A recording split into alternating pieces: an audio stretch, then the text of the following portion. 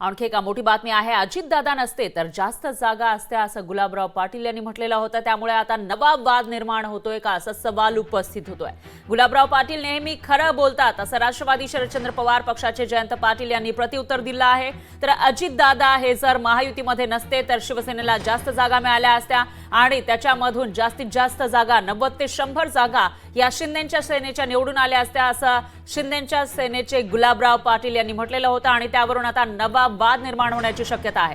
दरम्यान गुलाबराव पाटील हे नेहमी खरं बोलतात असं म्हणत राष्ट्रवादी शरदचंद्र पवार पक्षाचे जयंत पाटील यांनी याच्यावरून ते डिवचण्याचा प्रयत्न तर केलेला नाहीये ना अजितदादांना असा सवाल उपस्थित होतोय।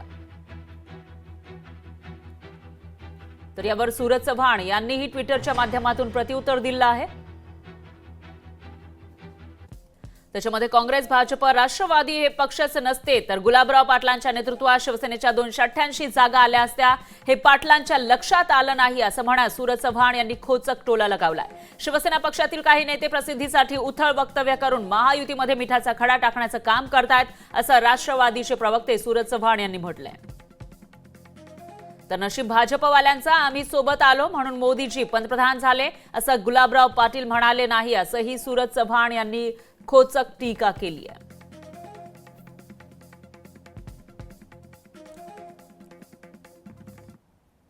शिंदे साहेबांवर टीका करणं हे उचित नाही आहे। आम्ही फक्त 81 जागा 85 जागा लढलो।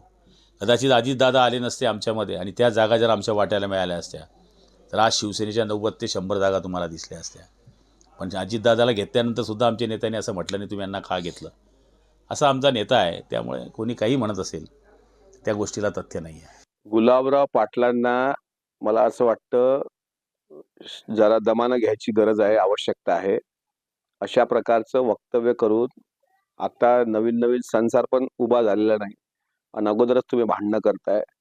शेवटी तुमच्या पक्षात तुम्हाला मंत्रिपद मिळत असेल तर त्यात आनंद मानला पाहिजे।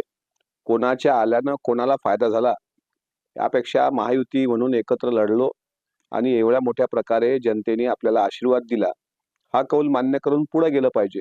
गुलाबराव तुमच्यातला सुगंध गेलाय की काय हे तपासावं लागेल आणि तुमच्या नावाप्रमाणे तुम्ही गुलाबराव राहा, जुलाबराव होऊ नका। गुलाबराव पाटील बऱ्याच वेळेला खरं बोलतात। गुलाबराव पाटील बऱ्याच वेळेला खरं बोलतात। गुलाबराव पाटील बऱ्याच वेळेला खरं बोलतात। लोकशाही मराठी ऐका, पहा, जागरूक रहा।